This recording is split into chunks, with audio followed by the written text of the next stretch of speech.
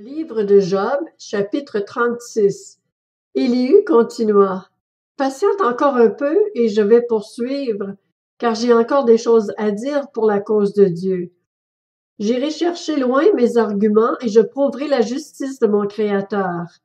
Sois-en sûr, mes propos ne sont pas des mensonges, c'est un homme intègre dans ses réflexions qui est avec toi. Dieu est puissant, mais il ne rejette personne. Il est puissant par la force de son intelligence. Il ne laisse pas vivre le méchant, et il fait droit aux plus humbles. Il ne détourne pas les yeux des hommes justes. Il les place avec les rois sur le trône. Il les y fait asseoir définitivement afin qu'ils soient honorés.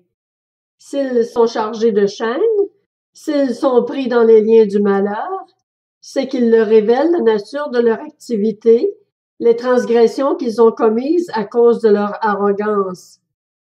Il leur communique son message pour les corriger, et les invite à renoncer au mal.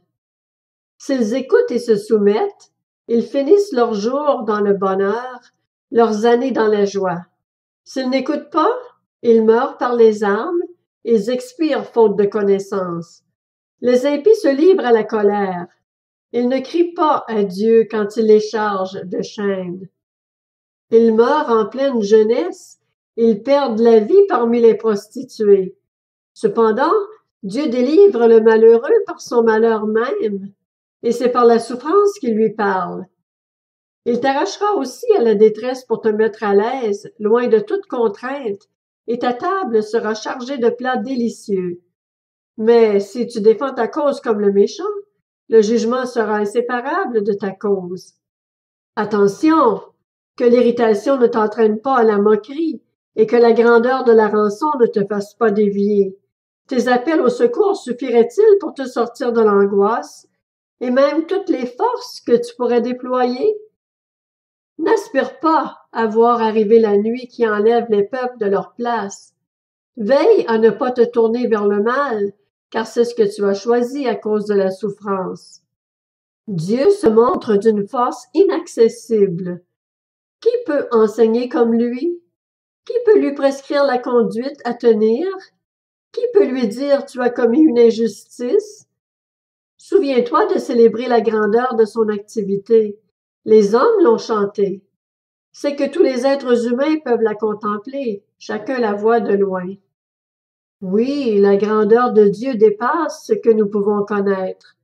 Le nombre de ses années est incalculable. Il attire les gouttes d'eau qui s'évaporent et retombent en pluie. Les nuages la laissent couler. Il la déverse avec abondance sur les hommes. Qui donc comprendra le déploiement des nuages, le fracas de sa tente? Il déploie autour de lui sa lumière et il recouvre les profondeurs de la mer. C'est ainsi qu'il juge les peuples et donne la nourriture avec abondance. Il cache dans ses mains des éclairs auxquels il fixe une cible. Il s'annonce par son tonnerre, et même le bétail pressent son approche.